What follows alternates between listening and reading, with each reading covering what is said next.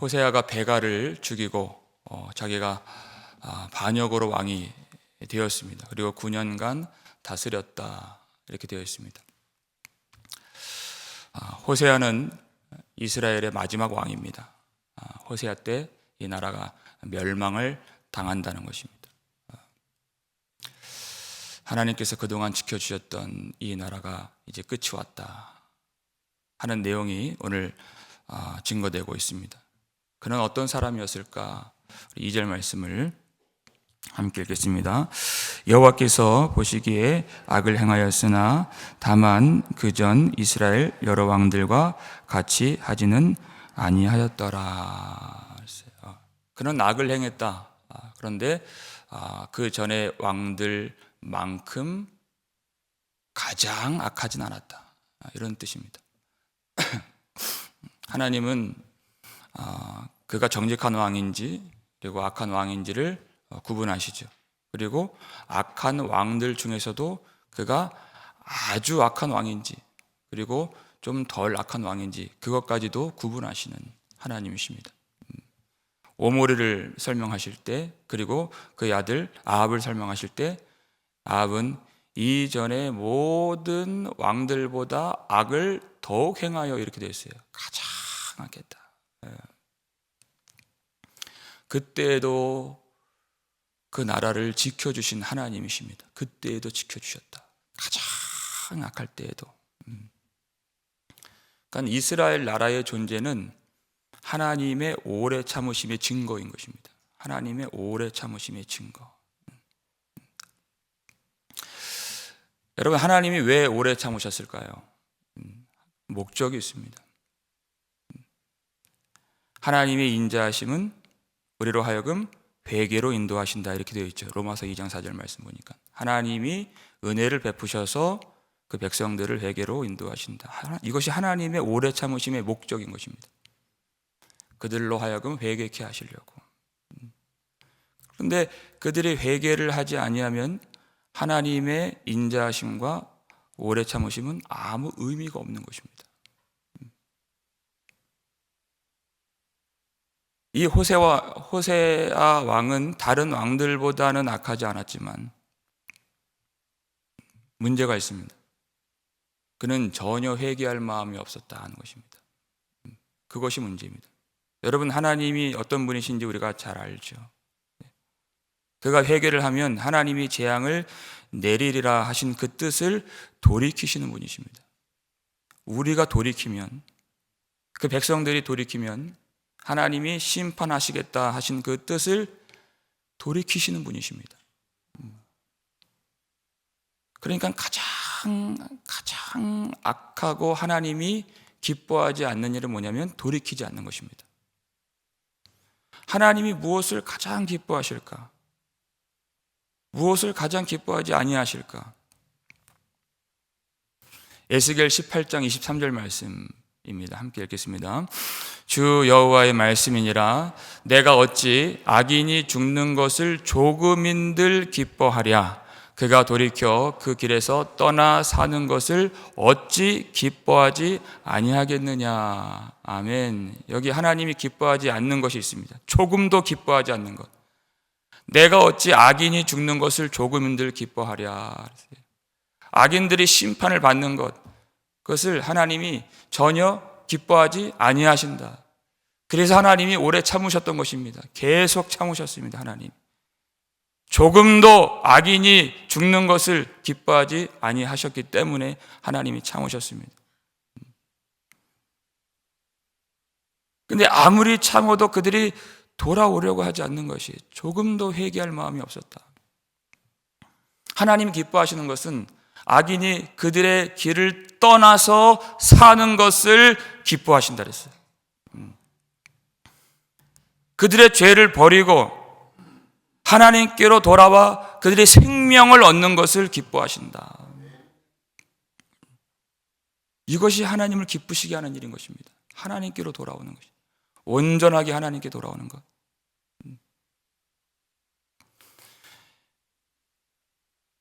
호세아는 다른 왕들보다는 악하지 않았지만 이제까지 왕들이 악을 행했던 것이 차곡차곡 쌓아져 왔던 것입니다. 하나님이 역사를 움직이시는 한 축이 있어요. 그것이 뭔가? 이스라엘 백성들이 가나안 땅을 차지할 수 있었던 그 이유가 무엇이었는가? 이스라엘 백성들이 가나안 땅에서 승리를 거둘 수 있었던 이유, 그것이 무엇이었을까? 창세기 15장 16절 말씀 함께 읽겠습니다. 내 자손은 4대 만에 이 땅으로 돌아오리니 이는 아모리 족속의 죄악이 아직 가득 차지 아니함이니라 하시더니, 이스라엘 백성들이 가나안 땅을 차지할 수 있었던 이유가 여기에 나오죠. 그것은 이스라엘 백성들의 의 때문이 아니라 아모리 족속, 가나안 족속들의 죄악이 가득 찼기 때문에 가나안 땅에 들어올 수 있었다는 것입니다. 그래서 진멸하라. 이스라엘에게는 구원을 상징하는 것이지만 그들에게는 심판을 의미하는 것이에요. 하나님이 역사를 운행하시는 한 축이 뭐냐? 이 세상의 죄악이라는 것입니다. 죄는 차곡차곡 쌓아져 간다. 하나님의 이 도량법이 있고 하나님의 그릇이 있는 것이, 그 죄가 찰 때까지 찼을 때 그 땅을 심판하신다. 그 땅을 심판하신다. 이스라엘 백성들은 사실 진작의 심판을 받았어야 마땅했던 나라였습니다. 이상한 일이 벌어진 것이, 이제까지 심판을 당하지 않았던 것이 이상한 것이지 심판을 받는 것이 이상한 것은 아니었습니다. 우리도 마찬가지입니다. 우리가 지금 이렇게 살아있는 것은 하나님의 오래 참으심의 은혜 때문에 살아있는 것이지 우리의 의 때문이 아니었습니다. 여러분, 이 땅이, 이 미국 땅에 건재한 것은 하나님의 긍휼하심 때문이었지 이 나라가 힘이 있어서 건재한 것이 아닙니다. 하나님이 긍휼하심을 걷어가시면 한순간에 망할 수밖에 없는 이 나라인 것입니다. 그 죄가 차곡차곡 쌓여간다는 것이에요. 그래서 다 끝까지 차오르면 심판을 받는다. 그러니까 여러분, 복음이 얼마나 놀라운 복음입니까? 만일 우리가 우리의 죄를 자백하면 그는 미쁘시고 의로우사 우리 죄를 사하시며 우리를 모든 불의에서 깨끗하게 하실 것이요 그랬어요. 우리 대신 십자가에서 죽으신 예수 그리스도 보혈을 의지하고 자백하고 자복하고 회개하면 우리의 모든 죄를 다 씻어주시고 놀라운 은혜를 부어주시며 아무 죄가 없는 자로 여겨주시는 이 복음은 그야말로 놀라운 은혜의 복음인 것입니다. 이 은혜를 베풀어 주셨음에도 불구하고 회개하려고 하는 마음이 없는 것이 가장 악한 것입니다. 가장 악한 것이에요. 그 죄가 찰 때까지 찬 것입니다. 호세아는 그냥 당대에 가장 강력했던 아수르만 의지하면 되는 줄 알았습니다. 3절 말씀 볼까요? 읽겠습니다. 아수르의 왕 살만 에셀이 올라오니 호세아가 그에게 종이 되어 조공을 드리더니 그랬어요. 아수르의 왕 살만 에셀이 올라오니 그랬어요. 공격을 했다, 침공을 했다, 그 뜻입니다. 호세아가 그 전에 베가를 죽인 것은, 베가 왕은 친 아람 계통의 왕이었습니다. 그래서 베가와 아람 왕 르신이 유다를 공격했죠. 같이 합세해서 아수르를 대적하자 하는 의미에서의 공격이었습니다. 그런데 호세아는 그 친 아람 정책이 마음에 들지 않았어요. 지금 이 최대 강국은 아수르인데 아수르를 의지해야 되지 않겠느냐. 그래서 반역을 일으켜서 베가를 죽이고 자기가 왕이 된 것입니다. 아수르를 의지했던 왕입니다. 근데 아수르의 왕 디글랏 빌레셀이 죽고 나서 그의 아들 살만 에셀이 왕이 됐는데 그가 이스라엘을 공격했다는 것이에요. 호세아는 아수르를 의지했는데 왕이 바뀌니까 그 아수르 왕이 이스라엘을 쳤다는 것이에요. 이제까지 의지한 것이 아무 소용이 없었다는 것입니다. 그래서 호세아가 허겁지겁 겁이 나서 그의 종이 되어 조공을 바쳤다, 이렇게 되는 것이에요. 그는 이 문제를 정치적으로 그냥 외교적인 방법으로만 해결하려고 했다는 것입니다. 역사의 주인이 누구신가? 온 나라를 통치하시는 분이 누구신가? 하나님께 나와서 기도할 마음이 전혀 없었던 사람이다. 모든 일을 주장하시는 분이 하나님이신데 하나님께 나와서 자복하고 그리고 기도하고 은혜를 구하고 하나님을 찾으면 하나님이 왜 안 도와주십니까? 하나님이 그것을 기다리고 계시는데. 근데 그는 전혀 하나님께 기도할 마음이 없었던 그런 사람입니다.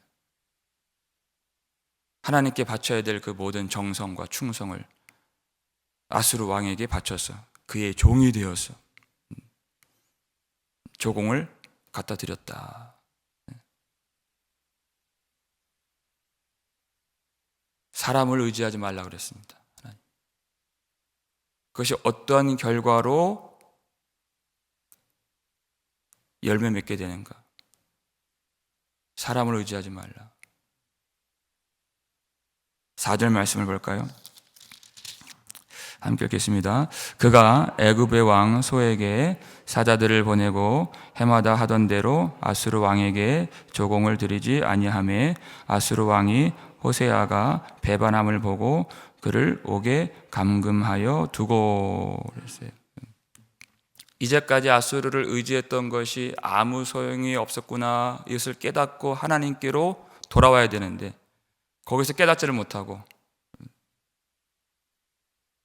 아수르 왕을 의지하고 주인으로 모셨다가 그가 노선을 바꿔버립니다.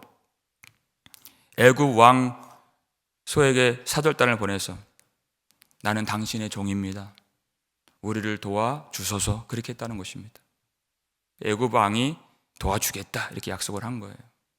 그리고 아수르 왕에게 이제까지 계속 종처럼 바쳐왔던 조공을 끊어버립니다. 배반한 거죠. 그러니까 아수르 왕이 또 공격을 해온 것이, 도와줄지 알았던 애굽 왕이 도움을 전혀 주지 못하는 것입니다. 그리고 어떻게 되죠? 호세아가 끌려가서 감옥에 갇히게 되는 것입니다.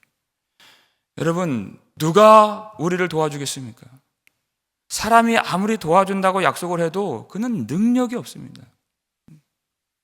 우리를 도와줄 수 있는 존재는, 도와줄 수 있는 분은 하나님밖에 없는 것입니다.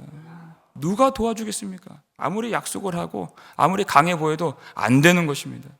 하나님만 구원해 주실 수 있고 하나님만 지켜주실 수 있고 하나님만 도와줄 수 있는 것입니다.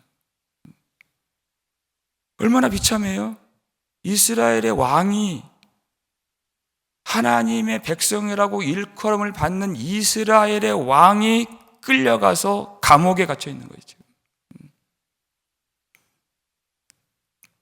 얼마나 수치스러운 일입니까?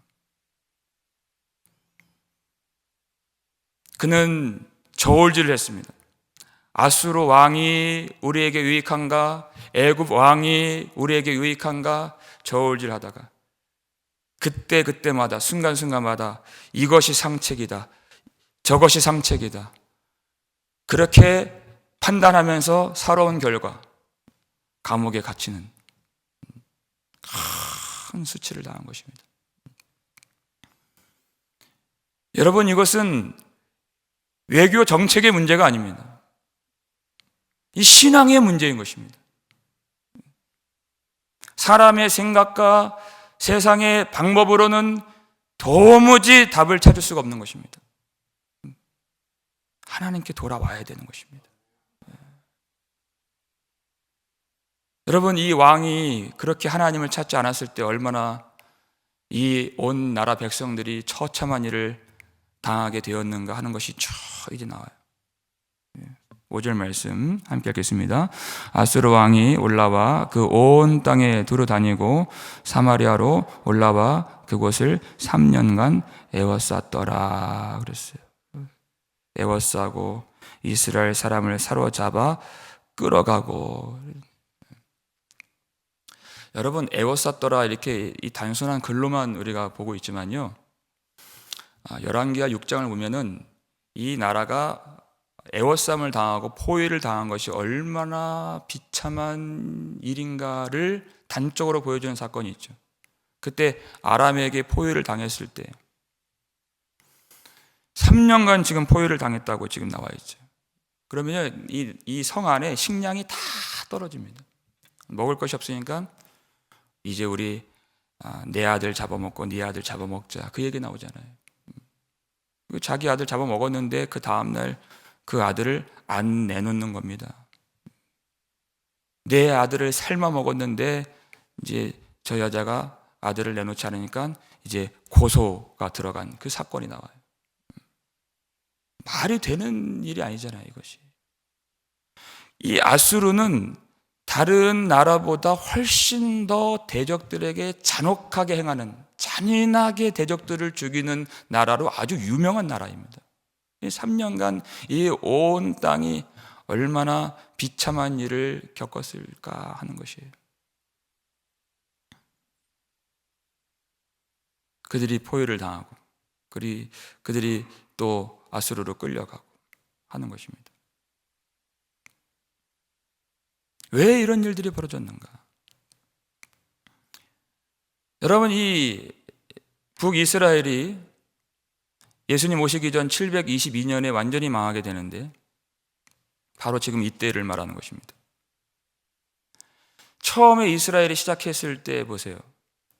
하나님이 능력 있는 선지자들을 그들에게 보내주신 것입니다.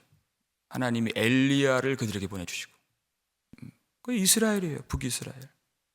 그 다음에 엘리사를 보내주시고, 하나님의 말씀을 강력하게 선포하여 우리 하나님께로 돌아오라. 근데 이 멸망의 순간으로 점점 가까이 가면서 어떻게 되죠? 선지자들의 활동이 보이질 않죠. 왜냐하면 하나님이 계속해서 하나님의 종들을 보내셔서 말씀을 선포해 주셨는데 도무지 이 백성들이 들으려고 하지 않는 거예요.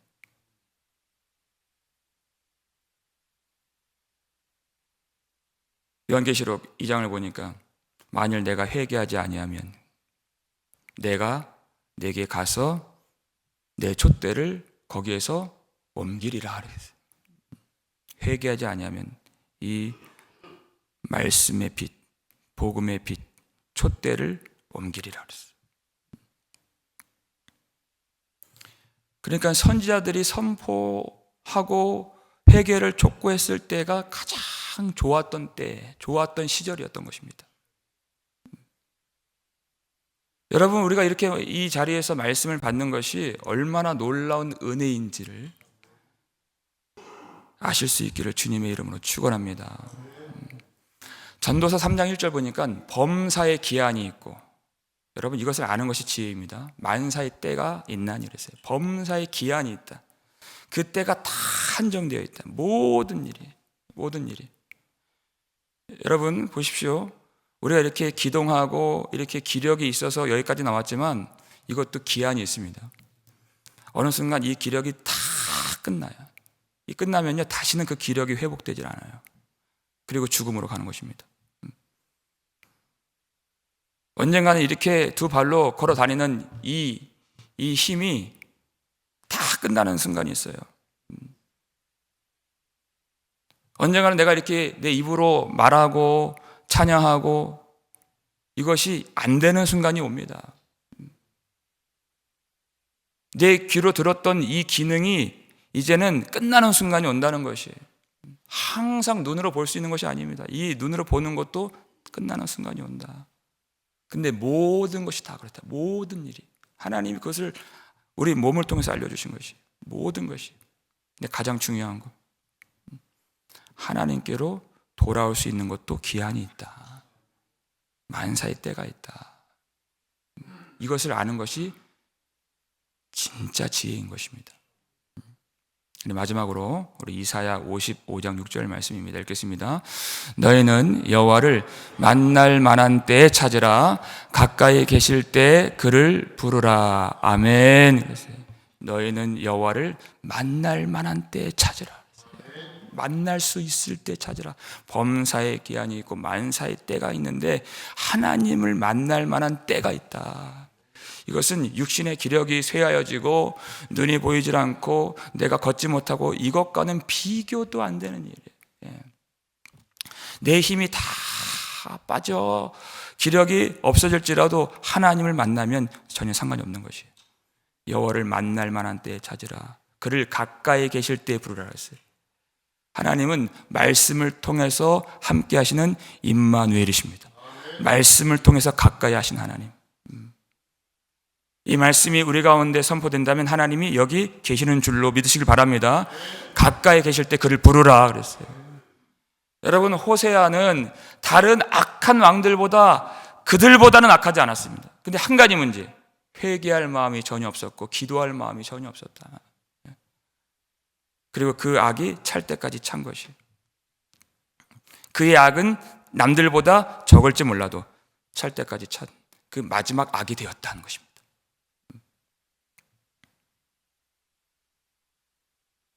여러분, 이스라엘이 여기서 멸망할 때 그것은 우리에게 아주 강력한 도전이 되고 메시지가 되는 것입니다. 누가복음 13장 3절 보니까 너희도 만일 회개하지 아니하면 다 이와 같이 망하리라 이렇게 되어 있어요. 그들의 망함이 우리에게 주시는 본보기요, 우리에게 주시는 교훈이고 도전이고 메시지가 된다. 여러분, 나 자신을 돌아보는 것입니다. 그냥 여기 나온 것이 그냥 만족이 되어서는 안 됩니다. 그걸로 끝나서는 안 됩니다. 나는 정말 회개할 마음이 있는 사람인가? 나는 정말 하나님께 돌이킬 마음이 있는 사람인가? 하나님이 나의 마음을 다 아시는데 나는 그 죄악들을 버릴 마음이 있는 사람인가? 여러분, 나의 생각과 이 세상의 방법을 의지하지 않기로 결단하시기를 축원합니다. 여러분, 오늘이라고 하는 이 날에 우리가 하나님을 찾을 수 있음에 감사하실 수 있길 바랍니다. 오늘이 있음에 감사하는 것이. 왜 오늘이 감사한가? 다시 돌아오지 않는 이 날은 하나님을 만날 수 있고 하나님을 찾을 수 있기 때문에 감사한 것입니다. 그리고 우리 안에 있는 또 우리 자녀들이나 배우자들이 멀리 떠난 자가 있다면, 하나님께로부터 멀리 떠난 자가 있다면 다시 돌아올 수 있는 복된 날이 되기를 간절히 소원합니다. 그것을 위해서 기도하는 것입니다. 그리고 나 자신이 하나님께 가까이 갈 때 더 가까이 마음을 다하여서 힘을 다하여서 하나님께 가까이 가고 하나님을 사랑하고 하나님을 섬길 수 있는 그런 복된 우리 모두가 되기를 주님의 이름으로 축원합니다.